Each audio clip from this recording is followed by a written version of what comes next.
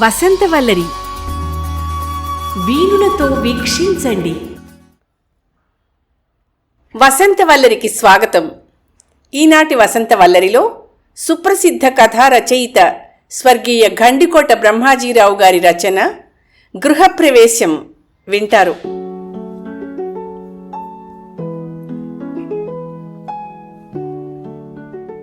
సాయంకాలం పోస్ట్లో ఒక శుభలేఖ వచ్చింది. అది చాలా అందంగా ఉంది. దాని ఖరీదు 25 రూపాయలకు తక్కువ ఉండదు. యలమంచిల నుండి శేషగిరి పంపించాడు. దాన్ని బుక్ పోస్ట్లో పంపించడానికి బదులు కవర్ అంటించి 10 రూపాయల స్టాంప్ ఉపయోగించాడు. శుభలేఖతో పాటు నాకు ఉత్తరం కూడా రాశాడు. ప్రియమైన మూర్తి, నేను స్వయంగా వచ్చి నిన్ను పిలవవలసింది, కానీ కార్యభారం వల్ల ఆ పని చెయ్యలేకపోయాను. గృహప్రవేశం ముహూర్తం శుక్రవారం తెల్లవారుజామున 3:20 నువ్వుండే మువ్వలవానిపాలెం నుండి పిల్లలతో రావడానికి ఇబ్బంది అవుతుంది. కాబట్టి ఉదయం వచ్చి సత్యనారాయణ వ్రతం, వెంకటేశ్వర దీపారాధన చూసుకుని మాతో సాయంకాలం వరకు గడుపుదువు గాని. నీ శేషగిరి. శుభలేఖ శేషగిరి దంపతులు రాసినట్టే ఉంది. అతని తల్లిదండ్రుల పేరెక్కడా కనిపించలేదు. పెందుర్తికి దగ్గరగా పురుషోత్తపురం, సుజాతానగర్ దాటితే చినముషిడివాడ వస్తుంది. రోడ్డుకి 2 పక్కల గ్రామం విస్తరించుంది. కుడిచేతి వైపు 2 కిలోమీటర్లు పోతే క్రాంతినగర్ వస్తుంది. అక్కడ ఈ మధ్యనే ఓ కాలనీ తయారైంది. శేషగిరి నాకు ఆప్తమిత్రుడు. కలిసి చదువుకున్నాం. వాళ్ళ కుటుంబానికి మా కుటుంబానికి రాకపోకలున్నాయి. అందరం టాక్సీ కట్టించుకుని శనివారం ఉదయం వెళ్ళాం. క్రాంతినగర్ చేరేసరికి 8:30 అయింది. అప్పటికే శేషగిరి ఇంటి నిండా చుట్టాలు పక్కాలు నిండున్నారు. పక్కింట్లో టిఫిన్లకు ఏర్పాట్లు జరుగుతున్నాయి. టిఫిన్లు ఆటో రిక్షాలో కేటరింగ్ నుండి వచ్చాయి. సత్యనారాయణ ప్రసాదం మట్టుకు ఎవరో పెద్ద ముత్తైదువులు తయారు చేస్తున్నారు. టిఫిన్లు అయిన తర్వాత వ్రతానికి కొంత ఆలస్యం ఉంటే పిల్లల్ని తీసుకుని తిరగడానికి వెళ్ళాను. వీధుల్లో అట్టే జనసమ్మర్ధం లేదు. రోడ్లు వెడల్పుగా ఉన్నాయి. ప్రతి ఇంటి ముందు ఉన్న కొద్ది జాగాలోనూ పువ్వుల మొక్కలు వేశారు. గన్నేరు, నందివర్ధనం, పారిజాతం వంటి మొక్కల నిండా పువ్వులు. శబ్ద కాలుష్యం కానీ వాయు కాలుష్యం కానీ లేదు. రోడ్డు మలుపులో కిరాణా దుకాణం ఒకటి కనిపించింది. మొత్తానికి కాలనీ చాలా బాగుంది. సత్యనారాయణ వ్రతం, వెంకటేశ్వరుడి దీపారాధన ముగిసేసరికి 12:30 అయింది. 1 గంటకి భోజనాల దగ్గర కూర్చున్నాం. చుట్టాలు పక్కాలు అందరూ కలిసి 50 మంది ఉన్నారు. అందరూ బహుమతులు తెచ్చారు. నేను కూడా ఒక బంగారు ప్లేటింగ్ గల లక్ష్మీ గణపతుల పటం ఒకటి కొత్త ఇంటికి బహూకరించాను. అక్కడ ఒకటి ఇబ్బంది ఉంది. ఆటో రిక్షాలు మెయిన్ రోడ్డు జంక్షన్ నుండి తెచ్చుకోవాలి. భోజనాలైన వెంటనే ఒకరు జంక్షన్ వైపు నడకలు తీశారు. నేను కుటుంబంతో వెంటనే వెళ్ళిపోలేదు. శేషగిరి తల్లిదండ్రులు, చెల్లెలు వాళ్లతో ఉండిపోయాం. నేను కొంచెం సేపు నడుం వాల్చాను. సాయంకాలం ఎండ చల్లబడింది. శేషగిరికి కొంచెం తీరిక దొరికింది. సావకాశంగా వివరంగా ఇల్లు చూపించడానికి వచ్చాడు.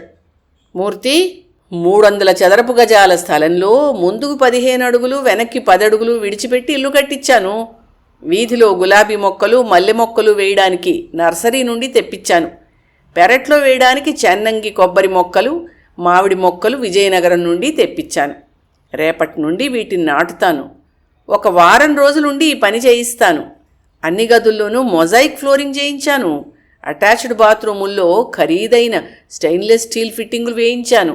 నువ్వు చూసావు కదా ఈ పరిసరాలు ఎంత నిర్మలంగా ఉన్నాయో. బోరు తవ్విస్తే 20 అడుగుల లోతుకే మంచినీళ్లు పడ్డాయి. ఎండాకాలంలో ఇబ్బంది అవుతుందేమోనని మరో 40 అడుగుల లోతు వరకు తవ్వించాను. అలమారాలకి కర్ర పని చేయిస్తే మరో 50,000 అయింది. మా మావగారు 2 లక్షలు ఇవ్వకపోతే ఈ హంగులన్నీ తీర్చడానికి అవకాశం ఉండేది కాదు. బహుశా ఇల్లు కూడా పూర్తయ్యేది కాదు. ఇంతలో మర్నాడు ఉదయం పెరట్లోనూ వీధి ఆవరణలోనూ మొక్కలు నాటడానికి కాంట్రాక్టర్ వచ్చాడు. శేషగిరి అతనితో మాట్లాడడానికి వీధిలోకి వెళ్ళిపోయాడు. నాకు శేషగిరి ఇల్లు చూపిస్తున్నంతసేపు వాడి తండ్రి మా వెనకనే ఉన్నాడు. కొడుకు చెప్తున్నదంతా చాలా శ్రద్ధగా అతను వింటున్నాడు. ఇంతవరకు అతని ఇల్లు చూసినట్టు లేదు. నేను శేషగిరి తండ్రి హాల్లో మిగిలిపోయాం. మూర్తి, నువ్వు మా శేషు సన్నిహితులైన స్నేహితులు. నీ మాట వాడు వింటాడు. నేను మరో 2 నెలల్లో రిటైర్ అయిపోతున్నానయ్యా. ప్రస్తుతానికి గవర్నమెంట్ వారిచ్చిన ఇంట్లో ఉంటున్నాను. ఇల్లు ఖాళీ చేస్తే గాని నాకు రావాల్సిన డబ్బులు పూర్తిగా రావు. ఈ ఇల్లు మావాడు కట్టించి చాలా మంచి పని చేశాడు. వాడికి ఈ ఊరు ఎప్పుడైనా బదిలీ కావచ్చు. ఇల్లు అద్దెకిస్తే పాడవుతుందని వాడు అంటుంటే విన్నాను. నేను నా భార్య కొద్దిపాటు సామానుతో ఉన్నాం. పనికిరాని సామానుంటే ఎవరికైనా ఇచ్చేస్తాం. మేమిద్దరం ఈ చిన్న గదిలో ఉండి ఇల్లు చూసుకుంటాం. ఇక్కడ అన్ని సదుపాయాలు ఉన్నాయి. పింఛన్ రాళ్ళు తెచ్చుకుని రామాకృష్ణ అనుకుంటూ శేష జీవితం గడుపుతాం. మరే నువ్వు చెప్తే మా వాడు వింటాడు. ఈ ఉపకారం చేసి పెట్టు నాయనా అన్నాడు శేషగిరి తండ్రి. శేషగిరికి నాకు ఎంతో స్నేహం ఉన్నా ఇటువంటి విషయాల్లో నేను జోక్యం కలగజేసుకోవడానికి మనసు అంగీకరించలేదు. ఏం చేయడం? పెద్ద ఆయన ప్రాధేయపడుతున్నాడు. శేషగిరి మరికొద్దిసేపట్లో ఇంట్లోకి వచ్చాడు. ఏదో ఆటో రిక్షా దొరికితే శేషగిరి తల్లిదండ్రులు వెళ్ళిపోయారు. అతిథులంతా వెళ్ళిపోయారు, మేము తప్ప. శేషగిరిని భార్యను కూర్చోపెట్టి పెద్దాయన అభిప్రాయాన్ని తెలియచేశాను. వాళ్ళిద్దరూ చేష్టలు దక్కి ఉండిపోయారు. అవునని కానీ కాదని కానీ చెప్పలేదు. చీకటి పడుతుంటే మేం కూడా ఆటో దొరికితే వెళ్ళిపోయాం. రాత్రి చాలా వరకు నాకు నిద్ర పట్టలేదు. శేషగిరి తండ్రి మాటలు నన్ను బాధిస్తున్నాయి. ఆయన పేరు రమణయ్య. అతను కింగ్ జార్జ్ హాస్పిటల్లో సీనియర్ గుమాస్తాగా పనిచేస్తున్నారు. అతనికి అందరూ స్నేహితులే. ఉపకారం చెయ్యవలసిన మనిషి. పరకు వచ్చే సీట్లో పనిచేస్తున్నారు, కానీ డబ్బు వెనక వేసుకోలేదు. మహా అయితే వచ్చిన వాళ్లతో మాట్లాడుతూ కాఫీ హోటల్కి నడిపించి మస్తుగా టిఫిన్ తిని వాళ్ళని డాక్టర్లకు చూపించడమో ఆసుపత్రిలో చేర్చడమో చేస్తూ ఉంటారు. గవర్నమెంట్ వారు ఒక ఇల్లు ఇవ్వడం చేత సొంత ఇంటి కోసం అతను తాపత్రయపడలేదు. అతనికి ఒక కొడుకు, ఒక కూతురు. కూతురికి మంచి కట్నం ఇచ్చి ఘనంగా పెళ్లి చేశారు. శేషగిరి ఇంటర్ వరకు చదివి సర్వీస్ కమిషన్ పరీక్ష పాస్ అయి యలమంచిలి తాలూకా ఆఫీసులో గుమాస్తాగా చేరాడు. కలిగిన వాళ్ల పిల్లను కొడుక్కి పెళ్లి చేశారు. కట్నం పుచ్చుకోలేదు. దానా దీనా అప్పుల పాలయ్యారు.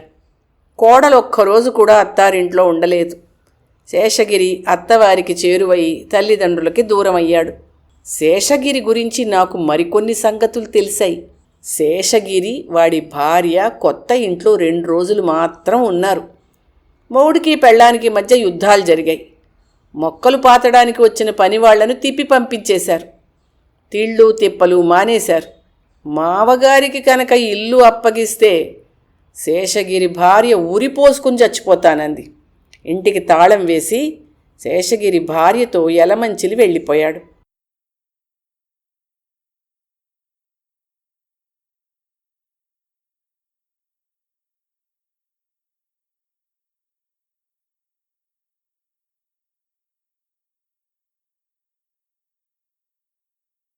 రమణయ్య గారు రిటైర్మెంట్ దగ్గర పడుతుంటే వారానికో ఉత్తరం ఇంటి గురించి అడుగుతూ కొడుక్కి రాశారు. కానీ వాడు ఏ ముఖం పెట్టుకుని జవాబివ్వగలడు? ఆ ఊసెత్తితే పెళ్ళాం ఊరిపోసుకుని చచ్చిపోతుందంది అని అనగలడా? ఆహా! ప్రభుత్వం వారి ఇల్లు ఖాళీ చేయడానికి 1 వారం రోజుల ముందు రమణయ్య గారు మనిషినొకడిని కొడుకు దగ్గరికి పంపారు. కానీ ఆ వెళ్ళిన పెద్ద మనిషి ఏ జవాబు లేకుండా తిరిగొచ్చాడు. గత్యంతరం లేక రమణయ్య గారు ఇల్లు ఖాళీ చేసి అద్దె ఇంటికి మారిపోయారు. మారిన నెల రోజుల్లో ఆయనకి చక్కెర వ్యాధి పట్టుకుంది. అది ఉందని తెలిసేసరికి చాలా ముదిరిపోయింది. అతనికి పెద్ద పెద్ద డాక్టర్లంతా తెలిసిన వాళ్లే. వాళ్ళ దగ్గర అతను పనిచేశాడు. అతనికి స్పెషల్ క్యాబిన్ ఇచ్చి వైద్యం మొదలెట్టారు. ఎడమ కాలు మీద పుండు పుట్టింది. 2 నెలల వరకు మందుల మీద ఉంచారు.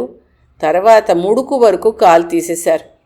తండ్రి హాస్పిటల్లో ఉన్నప్పుడు శేషగిరి ఒక్కడే ఆయన్ని చూడ్డానికి వచ్చాడు. కానీ తండ్రితో మాట్లాడలేదు. దూరంగా ఉన్న అద్దింటి నుండి చాలా డబ్బు అవుతోందని తల్లి మొరపెట్టుకుంటే 500 చేతిలో పెట్టి వెళ్ళిపోయాడు. ఒకనాడు యలమంచిలిలో శేషగిరి ఇంటికి సూర్యనారాయణ సిద్ధాంతి గారు వచ్చారు. ఆయన వాళ్ళ ఇంట్లోనే భోంచేశారు. భోజనమైన తర్వాత శేషగిరి తన కొత్త ఇంటి గురించి చెప్పాడు. టాక్సీ కట్టించి ఆయన్ని క్రాంతినగర్ తీసుకుని వెళ్ళాడు. 6 నెలలై ఇల్లు మూతపడే ఉంది. గులాబీ అంట్లు, మల్లె మొక్కలు, కొబ్బరి మొక్కలు, అంటుమావిడి మొక్కలు ఒరుగులై పెరట్లో పడున్నాయి. సిద్ధాంతి గారు 1 గంట సేపు ఇల్లంతా చూసి లెక్కలు కట్టి చివరికి తన అభిప్రాయాన్ని చెప్పారు. చిరంజీవి, ఈ ఇల్లు విడిచిపెట్టి చాలా మంచి పని చేశావు. దీనికి వాస్తురీత్యా చాలా లోపాలున్నాయి నాయనా. ఈ సంగతి ఎవరికీ తెలియకుండా అమ్మేయండి. ఇంటి యజమానికి చాలా ప్రమాదం చేసి చచ్చిపోతాడు. ఈ సంగతి జరిగిన వారం రోజుల తర్వాత తండ్రి హాస్పిటల్లో చనిపోయినట్టు శేషగిరికి ఫోన్ వచ్చింది. అతనొక్కడే విశాఖపట్నం వెళ్ళాడు. అంత్యక్రియలు పూర్తి చేశాడు. దినవారాలకు వచ్చిన చెల్లెలు తల్లిని తీసుకుపోయింది. అక్కడే ఆవిడ మరో 6 నెలలు తిరగకుండా చనిపోయింది. అటు పిమ్మట చాలా కాలం వరకు నాకు శేషగిరి సంగతేమీ తెలియలేదు. ఉన్నట్టుండి ఓనాడు కార్డు ఒకటి వచ్చింది. అది శేషగిరి నుండే వచ్చింది. వాడికి విశాఖపట్నం కలెక్టర్ ఆఫీస్కి ప్రమోషన్ మీద రెవెన్యూ ఇన్స్పెక్టర్గా బదిలీ చేశారు. విశాఖపట్నంలో వాళ్ళు ఇల్లు కొనుక్కున్నారు. ఆదివారం ఉదయం గృహప్రవేశం జరుగుతుంది, రావాల్సిందని రాశాడు. విమానాశ్రయానికి పోయే 4 రోడ్ల జంక్షన్కి ఎడమ చేతి వైపు ఓ సందుంది. అందులో కొత్తగా కట్టిన ఫ్లాట్స్ ఉన్నాయి. అందులోని మొదటి భవనంలో 401/1 నంబరు గల ఫ్లాటు శేషగిరి కొనుక్కున్నాడు. ఈసారి గృహప్రవేశానికి శేషగిరి అత్తగారు మామగారు వచ్చారు. అతని భార్య ఒళ్ళు చేసింది. మెడ తిరగకుండా నగలు పెట్టుకుంది. అన్నగారు, ఆవిడ నన్ను పలకరించింది. వదినగారిని పిల్లల్ని తీసుకురాలేపోయారా? తర్వాత ఆమె మా పెద్ద పిల్లల గురించి, కుర్రాడి గురించి అడిగింది. ఇప్పుడు ఆమె ఆ ఇంటి యజమానురాలు. క్రాంతినగర్లో ఇల్లు అమ్మగా వచ్చినవి బ్యాంకులో వేస్తే ఈనాటికి 5 లక్షలు అయింది. ఫ్లాటు ధర 10 లక్షలు. మిగిలిన 5 లక్షలు శేషగిరి మామగారిచ్చారు. భార్యను సంతోషపెట్టడానికి ఇల్లు ఆమె పేరునే రిజిస్టర్ చేయించాడు శేషగిరి. శేషగిరి ఈసారి నాకు ఇల్లు చూపించలేదు. పోనీ యజమానురాలైనా ముందుకు రాలేదు. అయినా నేను గదులు, బాత్రూములు, పోర్టికో చూసొచ్చాను. శేషగిరి గారి ఫ్లాటు ఉత్తరముఖంగా ఉంది. దక్షిణానికి పక్క ఫ్లాట్ అడ్డు. వీధి వైపు తలుపు తీస్తే చలికాలంలో రొజ్జగాలి తోసుకొస్తుంది. ఎయిర్పోర్టు, గోపాలపట్నం రోడ్ల కూడలికి సమీపంలో శేషగిరి ఫ్లాట్ ఉంది. సిగ్నల్ లైట్ వెలిగే వరకు బస్సులు, కార్లు, లారీలు మొదలైనవి పొగ విడుస్తూ ఉంటాయి. పొద్దున్నుంచి రాత్రి వరకు ఈ వాయు కాలుష్యం జరుగుతూనే ఉంటుంది. ఇంకా ఈ వాహనాలన్నీ సిగ్నల్ లేకపోతే హారన్లు మోయిస్తూ ఉంటాయి. ఇది శబ్ద కాలుష్యం కాక మరేమవుతుంది? ఆ భవనానికి నీటి సదుపాయం లేదు. సంవత్సరం పొడుగునా నీళ్లు పోయించుకోవాలి. ఆ ఇంటికున్న లిఫ్ట్ చిన్నది, 4 సరిపోతుంది. తరచూ మరమ్మతులకి లోనవుతుంది. మధ్యన కరెంటు పోతూ ఉంటుంది. అప్పుడు మీదంతస్తు వాళ్ల పాట్లు భగవంతుడికే తెలుసు. ఇవన్నీ తెలిసే శేషగిరి భార్య ఆ ఫ్లాట్ కొనడానికి ముందుకొచ్చిందా? నిర్మలంగా, ప్రశాంతంగా ఉన్న చోటులో ఇల్లు కట్టించుకున్న శేషగిరి కలలన్నీ గాలికి కరిగిపోయాయి.